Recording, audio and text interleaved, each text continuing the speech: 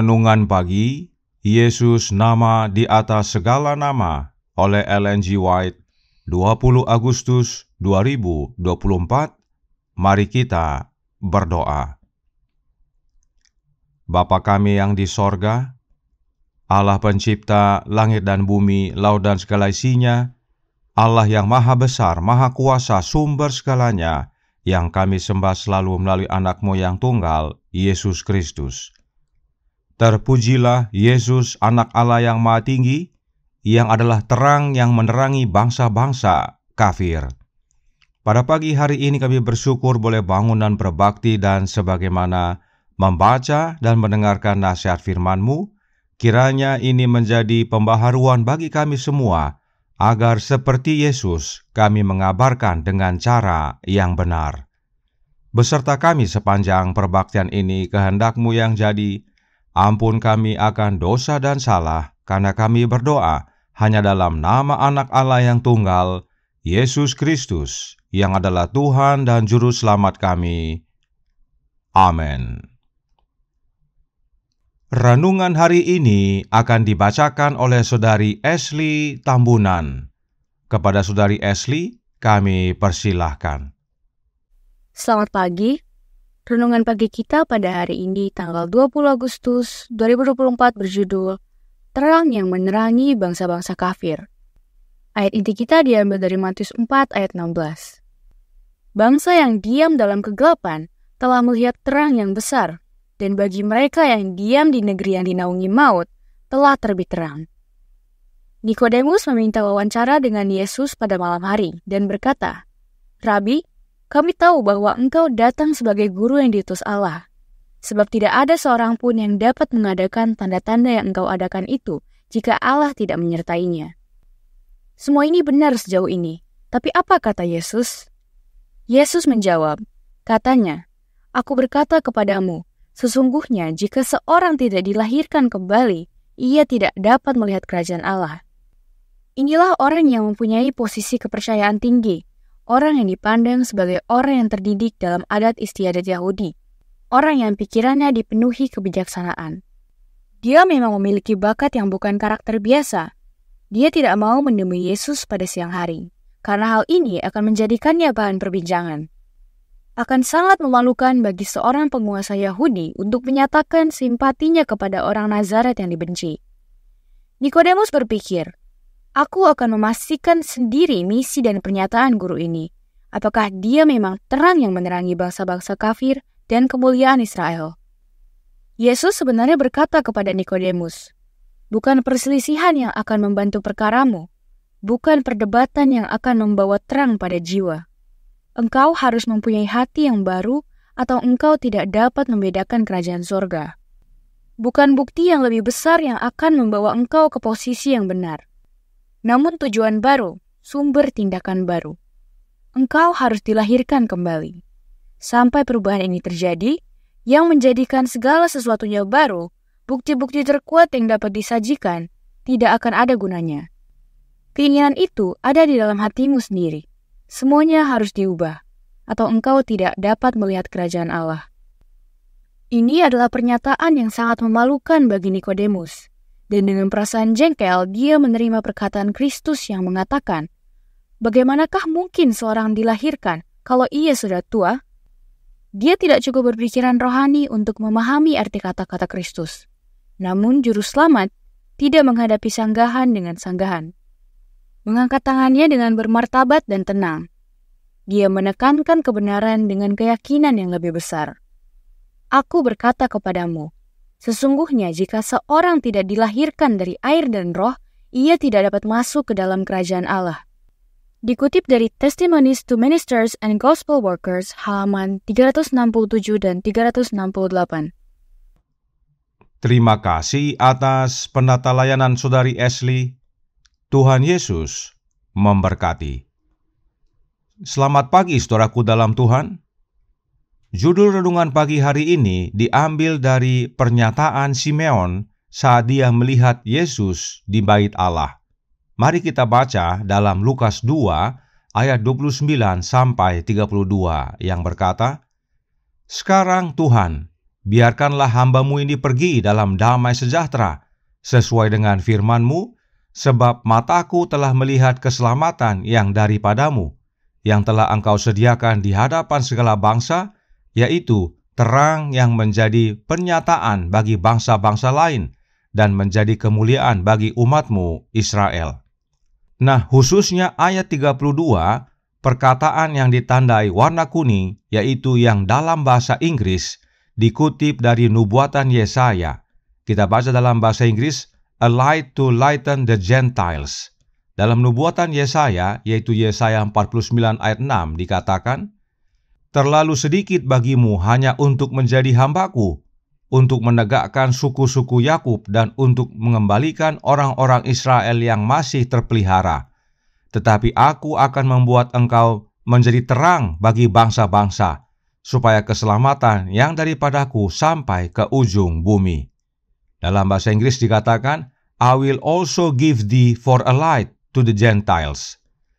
Dan nubuatan ini dipahami oleh Nikodemus juga. Itu sebabnya renungan hari ini berkata dalam Jesus Name Above All Names, halaman 246, paragraf 2. Nikodemus berpikir, aku akan memastikan sendiri misi dan pernyataan guru ini. Apakah dia memang terang yang menerangi bangsa-bangsa kafir dan kemuliaan Israel? Saudaraku dalam Tuhan, para pelajar kitab suci seperti orang-orang Farisi di zaman Yesus pasti sudah mempelajari nubuatan ini juga. Tetapi hanya Nikodemus yang punya cukup keberanian untuk bertemu dan uji. Itu pun harus diam-diam dan malam hari. Takut ketahuan banyak orang. Sebab apa kata dunia? Kok ahli teologia datang bertanya kepada orang yang tidak sekolah teologia? Tetapi apakah benar Nikodemus sekedar bertanya? Mengapa kita tanya demikian? Karena renungan hari ini lanjutkan dalam Jesus Name Above All Names, halaman 246, paragraf 3. Yesus sebenarnya berkata kepada Nikodemus, bukan perselisihan yang akan membantu perkaramu, bukan perdebatan yang akan membawa terang pada jiwa. Engkau harus mempunyai hati yang baru, atau engkau tidak dapat membedakan kerajaan sorga. Bukan bukti yang lebih besar yang akan membawa engkau ke posisi yang benar, namun tujuan baru, sumber tindakan baru. Engkau harus dilahirkan kembali. Niat Nikodemus yang sebenarnya ketahuan, dan renungan hari ini nyatakan bahwa perkataan Yesus ini membuat Nikodemus malu dan jengkel.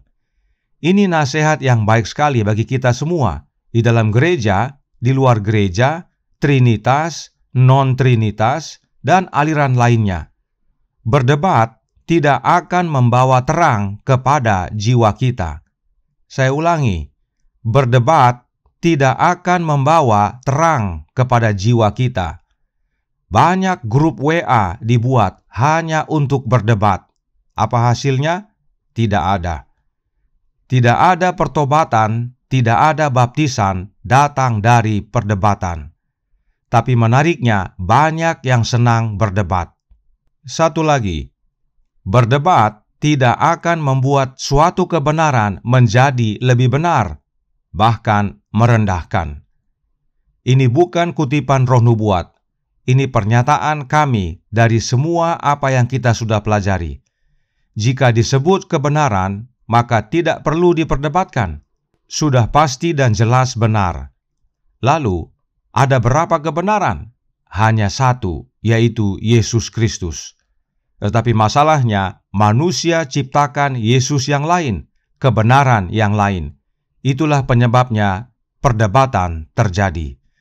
Dan meskipun Nikodemus terkesan bertanya, bagaimanakah mungkin seorang dilahirkan kalau ia sudah tua? Dapatkah ia masuk kembali ke dalam rahim ibunya dan dilahirkan lagi? Tapi Yesus tahu bahwa itu masih dalam upaya berdebat. Apa artinya?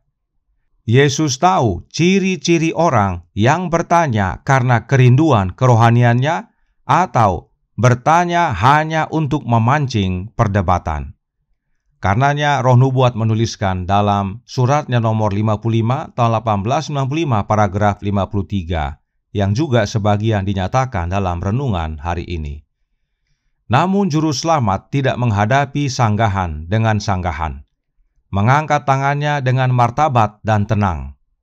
Dia menekankan kebenaran dengan keyakinan yang lebih besar. Aku berkata kepadamu, sesungguhnya jika seorang tidak dilahirkan dari air dan roh, ia tidak dapat masuk ke dalam kerajaan Allah.